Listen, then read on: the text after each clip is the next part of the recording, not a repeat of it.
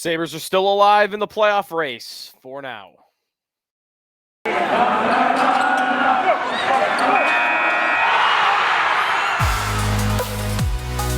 You're Locked On Sabres, your daily podcast on the Buffalo Sabres. Part of the Locked On Podcast Network, your team every day.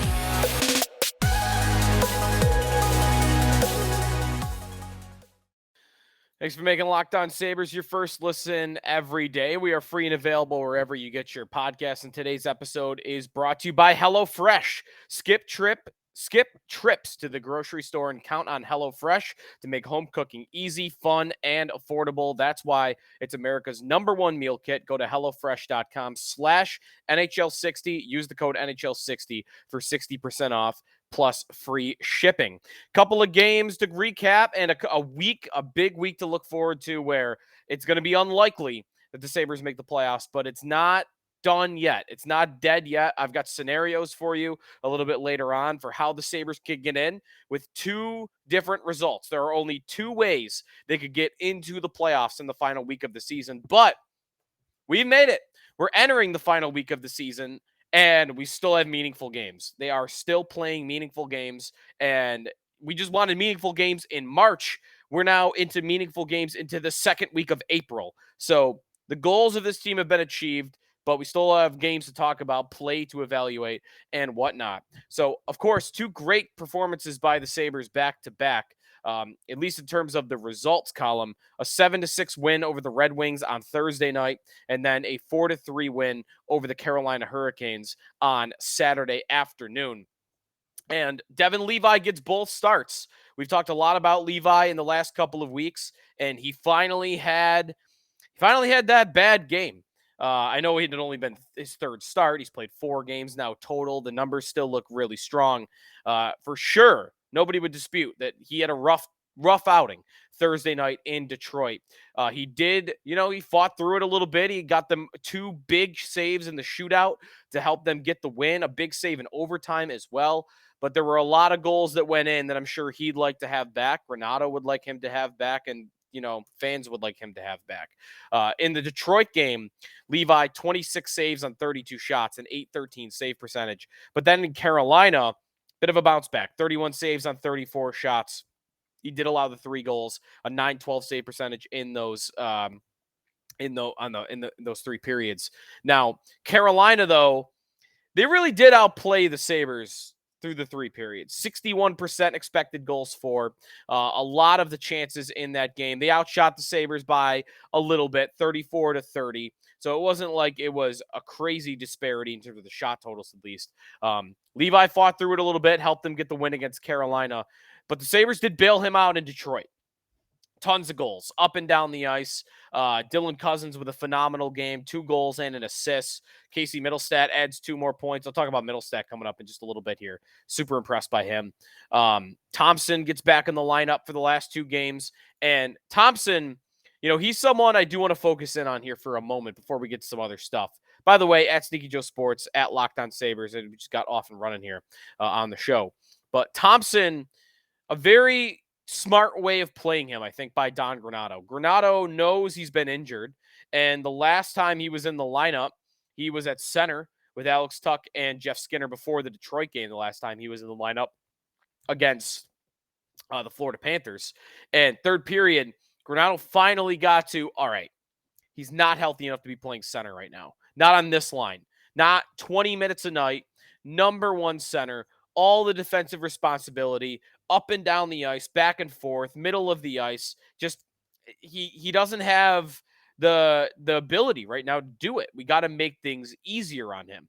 Now, typically easier for Thompson has been giving him all that open space, but I think Granato made a very smart move. Let's dial it back. Let's take some off Tage Thompson's plate. Let's, instead of having him up at #1 center, where his responsibilities are through the roof, let's put him on the #2 wing. Let's put Mittelstadt back up there with Tuck and Skinner, because that's worked. And let me put Thompson on the wing with Dylan Cousins. And that, through 2 games, has worked. Again, Thompson in Detroit, a goal and an assist in 19 minutes of action. And then Thompson against the Against the Hurricanes, a goal in 16 minutes of action, including the game winner right at the end of the game. So Cousins, he does a lot of the work of that line, right? He's up and down the ice. He's the puck carrier. He is the end zone entry man. He is the defensive specialist on that line.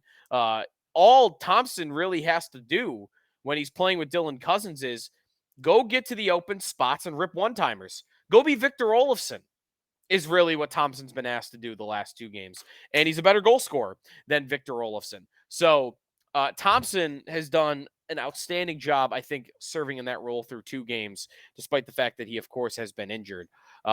So I think that should be the way it goes the rest of the year, unless I'm not predicting Thompson's going to get healthy by the end of the year. So I think you keep him on Cousins' wing and you keep rolling with these lines. Now, goat head of the night against the Carolina Hurricanes, our MVP of the game from the Buffalo end of things has to be Rasmus Dahlin. Dahlin with a goal, and that was his 3rd best play of the night. A goal followed by a diving block when Devin Levi was caught. He was a little bit out of position. Excuse me, trying to fix my cord here. Rasmus Dahlin gets the block shot, a wide open net. He lays the stick down on the ice. He blocks it with the stick. And then he's able to get the filthiest assist you've seen maybe all year. Toe drag, another deke to the right, backhand across. Somehow knows that Casey Mittelstadt is opened up on the left side and he's wide open. And he's able to put that right in his wheelhouse. Mittelstadt just taps it in, and Dahlin is deserving of being the game's #1 star. It was his best game in a while. He had struggled a lot. I mean, he's been dealing with an injury, we think, as well. And he ends up with a goal and 2 assists, 25 minutes of action in a game where the needed to win it to keep going in this race. So a great performance from Dahlin. And then one other appreciation shout out here for some Sabre players from the Carolina and the Detroit games. We got to give a shout out to Casey Mittelstadt. If you're still criticizing Casey Mittelstadt, I don't really know what you're doing anymore. I mean, I guess your bar is just too high if you're still criticizing Casey Mittelstadt. Yeah, he's not an all-star player. He's not a perfect player. He's just a really good player now, right? He's just a really good player. He's got now 53 points on the season in 78 games. If I told you before the season Casey Mittelstadt was going to have 53 points, you would sign on the dotted line. You would run to it to get to that, to sign up to it, to get to that contract. And he's doing it, by the way, playing 15 minutes a night. I mean, Mittelstadt, he shows off his speed this year. He certainly has improved, in terms of his strength. He is harder to take off the puck than ever before. He's still not, he's not a power forward, but he used to be the easiest player in the league to get off the puck, and he's not that by any means anymore. He's more defensively responsible than he's ever been. He's improved all his areas where he needed to improve, but he's still a really solid playmaker. On the year, Casey Mittelstadt, 41 assists. Where does that rank on the team? It ranks fourth on the team. Skinner ended up getting his 42nd the other night. So Dahlin's at 57. Thompson is at 47. Skinner at 42. And then Mittelstadt at 41. He's got more assists than Alex Tuck, more assists than Dylan Cousins, and then, of course, all the other guys, Power, Quinn, Peterka, Krebs, and whatnot. So Mittelstadt, and that, by the way, a lot has come playing on the third line. But in these 2 games, he was everywhere, especially the Detroit game. The Carolina game, he ends up getting the 2 goals, especially the Dahlin one. It's just he's there to finish and put it away. And that's not really been his role all year. Only 12 goals. He's never going to be a great finisher. But he is able to contribute, of course. And being able to be on that #1 line with Thompson not healthy has saved the Sabres. In large part. They have not had any depth over the years. And when a Jack Eichel has gone down in past years, or an O'Reilly has gone down, just nobody that could step up from the bottom 6 and jump up in there. This is the first time in a long time where someone from the top 6, important, gets injured. And, oh yeah, you've got a guy. You got a guy you could step up there, and yeah, you'll lose some beat, but you won't drop off completely.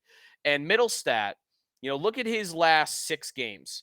His last 6 games, he is at 9 assists, 2 goals and 9 assists, 11 points. I mean, he has played phenomenal in the last 2 weeks of the season to help keep them in the race. So shout out to Casey Mittelstadt. I would keep him on the first line. He's playing great, whether he's at center or he's at wing. And one last thing when it pertains to the offseason with Casey Mittelstadt, we now have to put Casey Mittelstadt and Victor Olofsson in different columns. For a long time, they've been kind of grouped together of, trade Olofsson, Mittelstadt in a second, right? Like they're the expendable pieces that have just some value that you would want to part with to get either defenseman or a goaltender. I think they have to be split up. They can't be in the same tier anymore.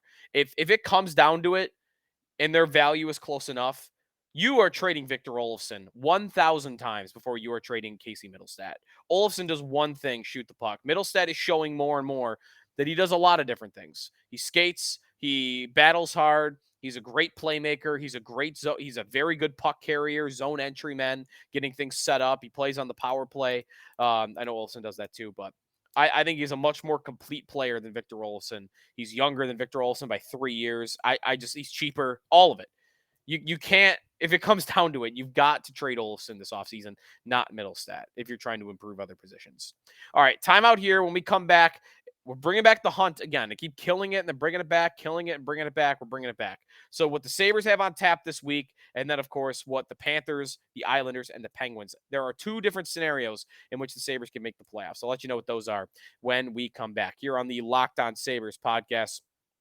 We are brought to you by eBay Motors. For a championship team, it's all about making sure every player is a perfect fit. It's the same when it comes to your vehicle. Every part needs to fit just right. So the next time you need parts and accessories, head to eBay Motors. With eBay Guaranteed Fit, you can be sure every part you need fits right the first time around. Just add your ride to My Garage and look for the green check to know the part will fit, or your money back. Because just like in sports, confidence is the name of the game when you shop on eBay Motors. And with over 122 million parts to choose from, you'll be back in the game in no time. After all, it's easy to bring home a win when the right parts are guaranteed. Get the right parts, the right fit, and the right prices on ebaymotors.com. Let's ride. Eligible items only. Exclusions apply. Welcome back. Sneaky Joe DiBiase here on the Locked On Sabres podcast. Check us out on YouTube. Type in Locked On Sabres on YouTube. You can find the show there. You can watch the show and you can comment, and we love to get those comments on the program. All right, couple of different scenarios in which the Sabres can make the playoffs. They have 4 games left, and the teams that matter to them around them have 2 games left. Sabres play Monday, Tuesday, Thursday, Friday. 4 games in 5 nights. A lot to do with the blizzards in the winter that had games being postponed, shuffled around. It's why the Columbus game, for instance, the final night of the season, that game should have been months ago. The Sabres have 4 games left, 3 on the road, which for them might not be a bad thing. They've had a much better record, of course, on the road this year than at home. Monday at the Rangers, Tuesday at the Devils, Thursday home Ottawa for the home season finale and fan appreciation night. Friday night at Columbus. They have 2 very difficult opponents, 1 mildly, challenging opponent, and an easy in a cupcake, if I will. Now, the thing about this stage of the season, and this will go for when I talk about the Islanders, the Panthers, and the Penguins. This stage of the season, you don't really see everybody's full force. So the Sabres will play the Rangers. I don't know what that team's going to look like. I don't know. Load management, which is a big thing in the NBA, sitting stars, resting guys up before the playoffs, hasn't really taken hold in the NHL quite yet, but it's starting to creep in a little bit. I saw just from my own fantasy hockey experience, I'm in a championship game, and yes, sue me, I have Jack Eichel on my team. And I saw the other night Eichel didn't play. And I actually don't know if it was because of injury, but I think it might have just been because of rest. So Eichel's sitting because Vegas has clinched everything up. Linus Ullmark. I have a bunch of former Sabres in this team. Yes. Linus Ullmark didn't play for the Bruins on Sunday night. Didn't even back up. So I don't think there's any expectation he'll miss playoff games, but he's sitting out. Teams more and more, more backup goaltenders getting played. Like, will Igor Shesterkin play Monday night for the Rangers against the Sabres? I might want to guess no. I might want to get it's Halak, because if I'm the Rangers, I know I'm playing the Devils in the first round. Why am I playing Igor Shesterkin at this point? So you don't know what you're going to see from these teams. But on paper, Rangers are a very difficult opponent. Devils are a very difficult opponent. The Senators, that could be trouble. I mean, I think Ottawa's better than their record this year. I think they're about in the Sabres tier. I would put them in the same tier. And then the Blue Jackets, that should be an easy game. But the question is, will you even get to Friday still alive? Because if they get to Friday still alive, it'll be winning in. Straight up. Because everybody else will be done. The Penguins, the Panthers, and the Islanders, their seasons will all be concluded by the time the Sabres play Columbus on Friday. Their seasons either end on Wednesday or Thursday. Now, here we go with some different scenarios. Starting with the Sabres, where they sit. So as it stands today, and I'll throw up the standings for you on our YouTube channel if you're watching along, just to give you a little visual aid here. The standings as they stand today. The Sabres are 6 points back, 85 points in 78 games. Now, you've got the Islanders at 91, the Panthers at 91, and the Penguins at 90. If the Sabres win their 2 games in hand, okay, 2 points back. That's a lot, though, now when there's only a couple of games left. So the highest the Sabres can get is 93. So this is the simple way of looking at it. The best way of looking at it. The Sabres can get to 93 points if they run the table, 4-0 the rest of the way. Look at the regulation wins here. Regulation wins is the first tiebreaker. The Sabres are at 29. The Islanders are at 35, and the Panthers are at 36. They cannot make up that ground. So the Sabres have to finish 1 point above Florida or the Islanders. They cannot tie them. So if the Sabres win out, the Islanders and the Panthers can only get one of a possible 4 points in their final 2 games. They'd have to go 0-1-1. 0-1-1, both of them would have to go 0-1-1. And then on top of that, the Penguins just couldn't go undefeated. If the Penguins got 3 points in their final 2, that would bring them to 32 regulation wins. And if the Sabres can get them in the tiebreaker, they're 2 regulation wins back. If they win all 4 and ensure that 3 are in regulation, and the 4th be in overtime, then they'll have the tiebreaker over Pittsburgh. So there's a way they could pass Pittsburgh and have a lot of wiggle room there. Because they could have the tiebreaker, and they could just have to come into a tie with Pittsburgh, and Pittsburgh can go 1-0-1, and the Sabres can still finish above them. So that's if they go 4-0, though. That's if they go 4-0. What about if the Sabres drop 1 point? If they go 3-0-1? If they go 3-0-1, then the Panthers and the Islanders have to lose both games in regulation. They can't win a game. They can't pick up a single point between the two. That's 4 games between the 2 teams. You absolutely need to all go down as regulation losses. And then when it comes to Pittsburgh, same scenario I just kind of outlined, but just 1 fewer point. The Penguins could get 2 points. They could go 1-1, and if the Sabres just beat them in the regulation wins tiebreaker and then regulation overtime wins, if that's tied, then they'll be ahead. So that's what you're looking at. If the Sabres go 4-0, then you can't have the Islanders and Panthers getting more than 1 point, but the Penguins could get as many as 3. And if the Sabres go 3-0-1, you can't have any points from the Panthers and Islanders, and the Penguins and the Penguins cannot get 2.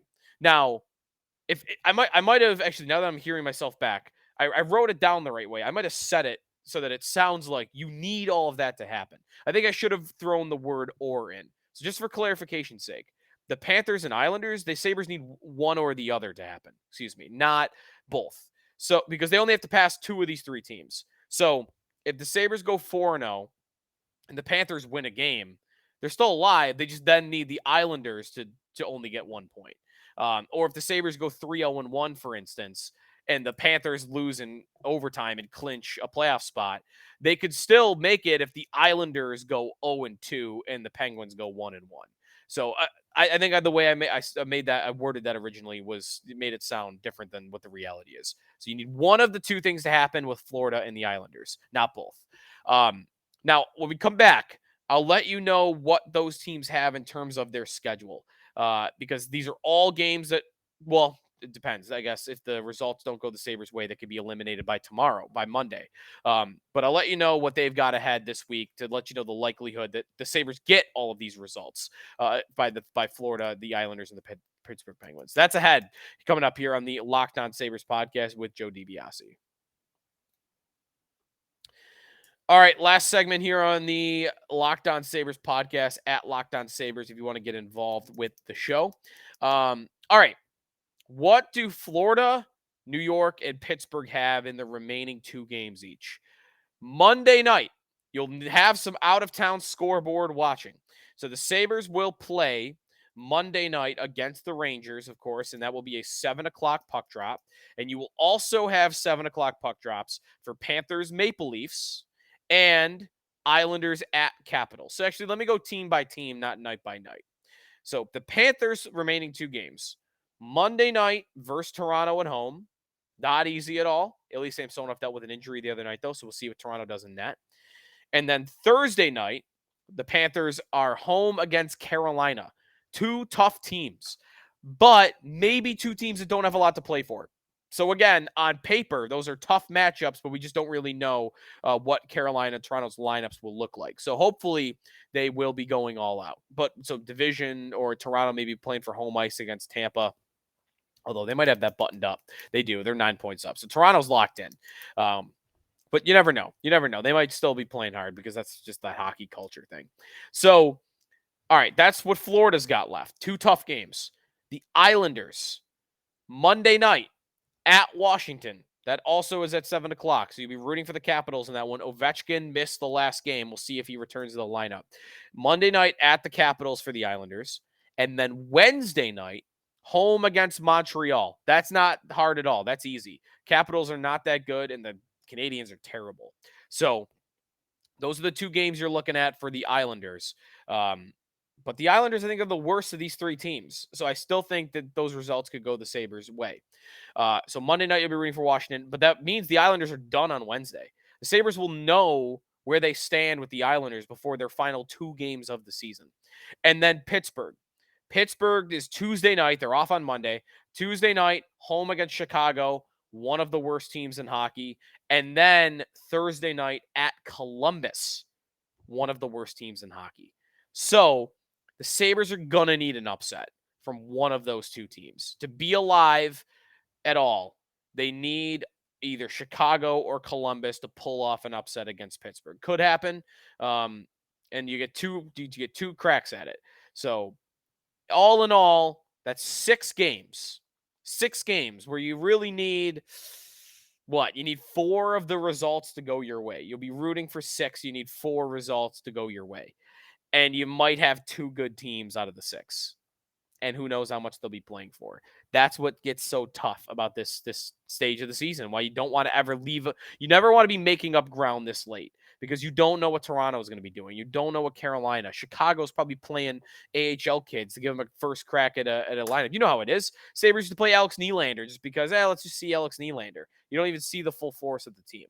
So we'll see what these games look like, but that's 6 games that you all know who you're rooting for coming this week. And we'll see if the Sabres get it to go their way on Monday night. We'll preview Sabres and Rangers, and we'll preview Panthers, Maple Leafs, and Islanders Capitals. We'll do a preview of all 3 games on Monday's show. So come back for that. Thanks everybody for listening. And again, at Sneaky Joe Sports, at Locked On Sabres. If you want to check out the YouTube channel, just check us out. Search Locked On Sabres on YouTube. Easiest way to find us there.